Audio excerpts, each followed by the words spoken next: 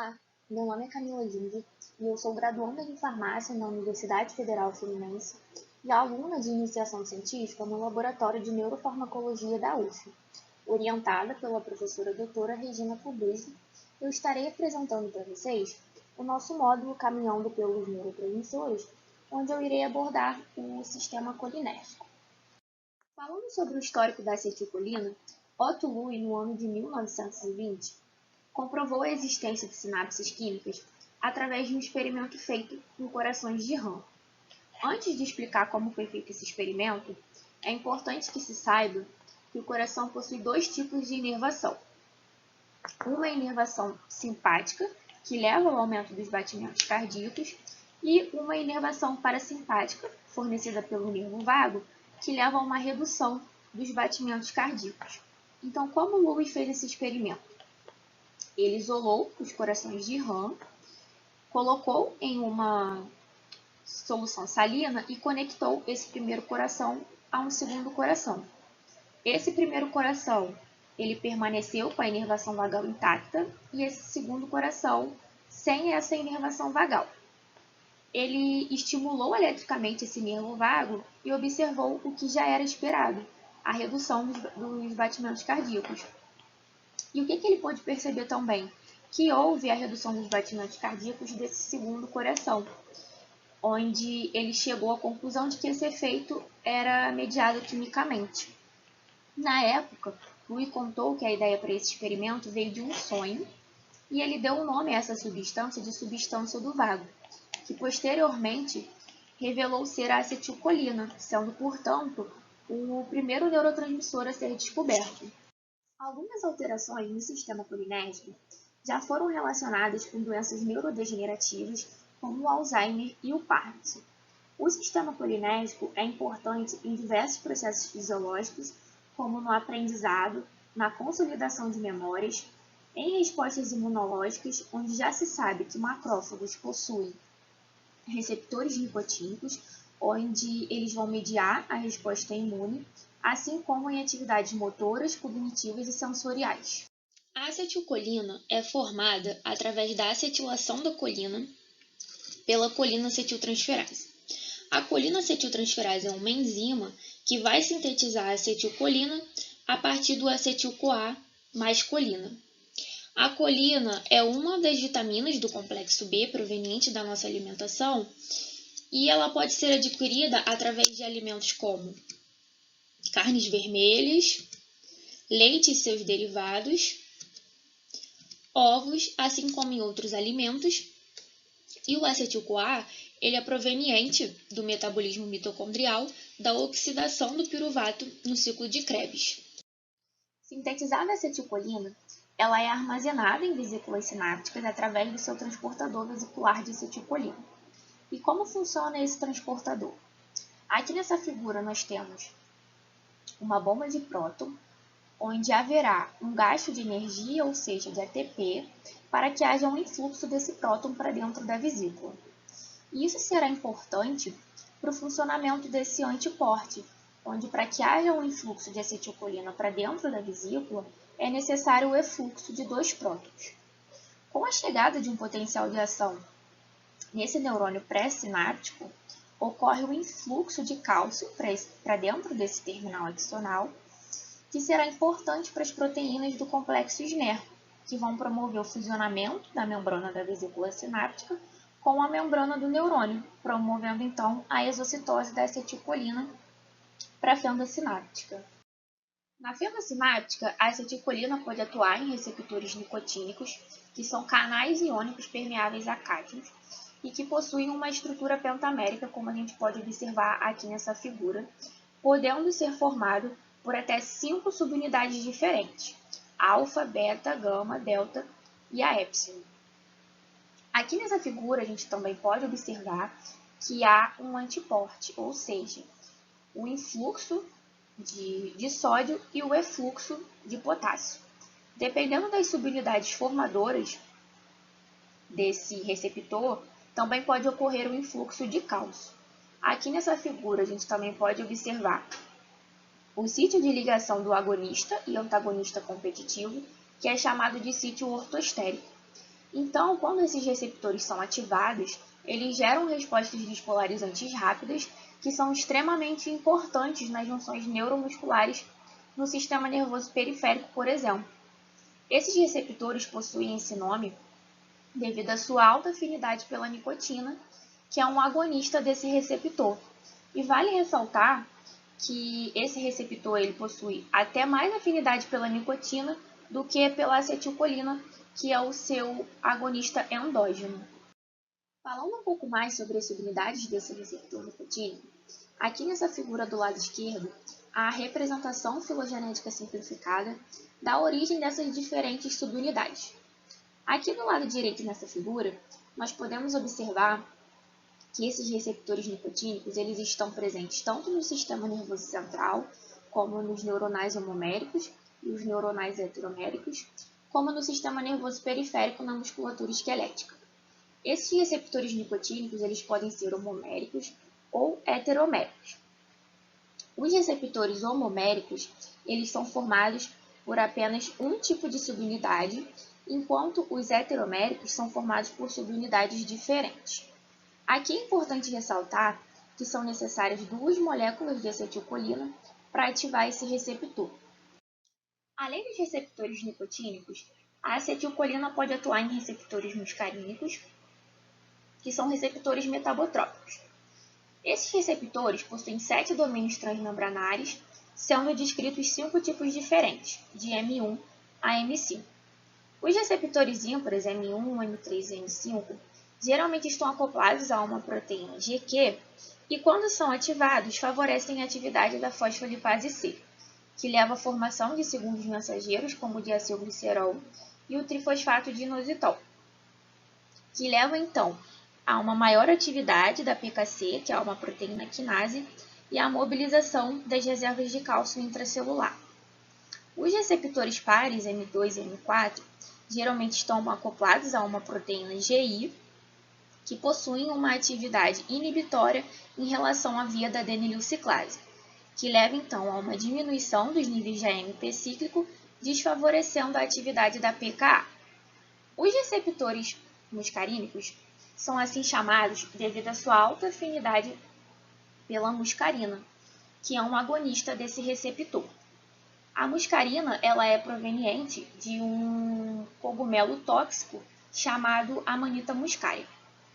Aqui nessa figura, a gente pode observar que esse receptor ele também possui outros agonistas, como o carbacol e a pilocarpina. Finalizada a atuação da acetilcolina na célula sináptica, ela é hidrolisada pela acetilcolinesterase em acetato e colina novamente. Isso acontece de forma muito rápida, visto que a acetilcolinesterase é uma das enzimas mais eficientes do organismo, hidrolisando cerca de 5.000 moléculas de acetilcolina por segundo. O acetato, então, se difunde no meio extracelular e a colina pode ser recaptada pelo transportador de colina de alta afinidade, podendo ser utilizada na síntese de novas moléculas de acetilcolina. Nós temos no nosso organismo também a butirilcolinesterase, que é uma colinesterase e vai atuar degradando a acetilcolina, porém em uma menor proporção, e ela pode ser encontrada no plasma sanguíneo, por exemplo. Outro ponto que é importante ressaltar é que a acetilcolinesterase é alvo de muitos gases neurotóxicos e pesticidas. Sintetizando o que eu já falei anteriormente, aqui nessa figura nós temos um neurônio pré-sináptico, onde nós podemos observar a acetilcolina sendo sintetizada pela colina acetiltransferase a partir da colina e do acetil-CoA, sendo então armazenada em vesículas sinápticas através do seu transportador vesicular de acetilcolina, e com a chegada de um potencial de ação e um influxo de cálcio, nós temos então a exocitose da acetilcolina para a fenda sináptica. Então, a acetilcolina pode atuar nos seus receptores nicotínicos e muscarínicos, tanto pré quanto pós-sinápticos, e finalizada a sua atuação, ela é hidrolisada pela acetilcolinesterase em acetato e colina. O acetato ele se difunde no meio extracelular e a colina ela pode ser recaptada pelo seu transportador de colina de alta afinidade. E aqui nós podemos observar que é um gasto de ATP para que isso seja feito. Agora que nós vimos sobre a neurotransmissão colinérgica, eu irei abordar em seguida a importância da acetilcolina para o nosso corpo, como no sistema nervoso periférico. O sistema nervoso somático é responsável pelo movimento voluntário da musculatura esquelética e ele funciona através de dois neurônios. Um neurônio central, que emite o seu axônio até a medula, onde ele faz uma sinapse com o neurônio motor. Esse neurônio motor ele inerva a musculatura esquelética e libera acetilcolina em receptores nicotínicos. Isso também é chamado de junção neuromuscular. É extremamente importante a presença desses receptores nicotínicos, já que quando a gente pensa em fazer um movimento, como mexer os dedos da mão, isso ocorre de forma muito rápida. E graças a esse receptor nicotínico, que, como eu havia mencionado anteriormente, ele gera respostas despolarizantes rápidas. E um fato bastante curioso é que os índios, mesmo sem ter esse conhecimento que nós temos hoje em dia, eles conseguiam paralisar as suas presas durante a caça. E como que isso pode ser explicado? Eles utilizavam curare, que é um veneno, na ponta das suas flechas. E o curare ele é um antagonista de receptor nicotínico não seletivo, ou seja, ele vai atuar bloqueando esses receptores e impedindo a atuação da acetilcolina. Ou seja, não vai acontecer a contração muscular e por isso esses animais eles ficavam imobilizados, o que facilitava o processo de caça dos indígenas. Além do sistema nervoso somático, a acetilcolina também é muito importante para o sistema nervoso autônomo parasimpático, onde ela é um neurotransmissor de neurônios pré- e pós-ganglionares, que são importantes para o funcionamento de diversas vísceras, mantendo a homeostasia do organismo. Como efeitos parasimpáticos da acetilcolina, nós temos a bradicardia, ou seja, a redução dos batimentos cardíacos, onde ela irá atuar principalmente em receptores muscarínicos do tipo M2, a estimulação do trato gastrointestinal, onde ela irá atuar principalmente em receptores do tipo M3, na contração da pupila, também chamada de miose, na estimulação da salivação, na contração dos brônquios, assim como outros efeitos que a gente pode observar aqui nessa figura. Falando sobre a toxicologia, organofosforados e carbamatos são compostos químicos amplamente utilizados na agropecuária no controle de pragas e parasitas. A intoxicação por esses compostos é extremamente grave, visto que ambos apresentam o mesmo mecanismo de ação, inibindo a acetilcolinesterase.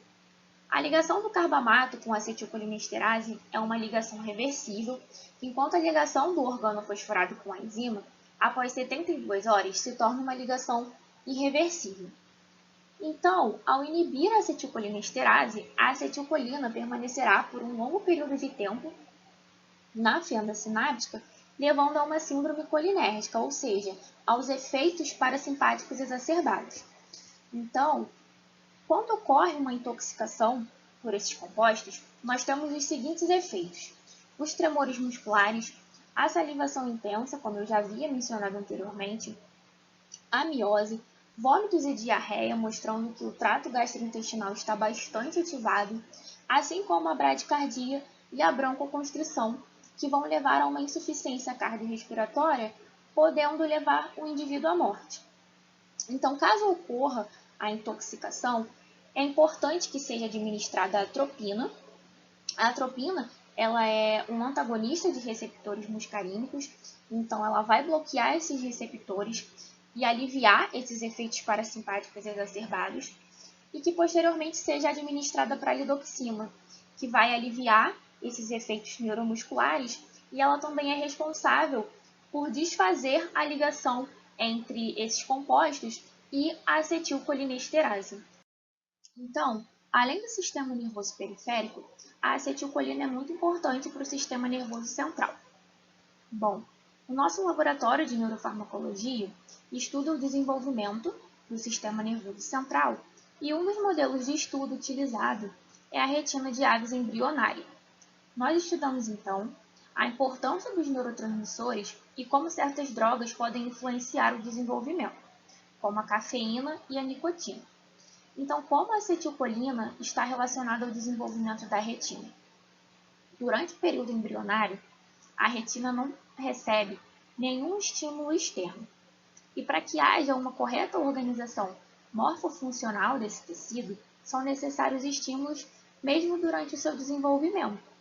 Então, a acetilcolina surge muito precocemente na retina, junto com os seus receptores nicotínicos, e a ação dela nos seus receptores vão gerar as chamadas ondas elétricas espontâneas nas células ganglionares. Essas ondas elétricas espontâneas nada mais são do que potenciais de ação espontâneos, que irão induzir a correta estruturação morfológica desse tecido. Esse artigo mostra o efeito da nicotina, que é um agonista exógeno do sistema colinérgico, durante a adolescência de ratos, onde foram observados efeitos tanto no córtex pré-frontal quanto no hipocampo desses animais. Eles observaram, então, alterações neuroquímicas, principalmente nos ratos adolescentes expostos a altas doses de nicotina, no que diz respeito à recaptação de colina, sendo esse estudo feito por pesquisadores da UERJ em colaboração com o nosso laboratório de neurofarmacologia. Aqui estão as referências bibliográficas que eu utilizei para montar essa aula. Obrigada pela atenção e lembrando que esse vídeo deve ser utilizado apenas para fins educacionais e não lucrativos. Aqui está o meu e-mail para caso haja alguma dúvida e também as redes sociais do nosso laboratório. Eu gostaria de agradecer à professora doutora Regina Kubrusli e ao Arthur Souto por terem me ajudado na revisão dessa aula.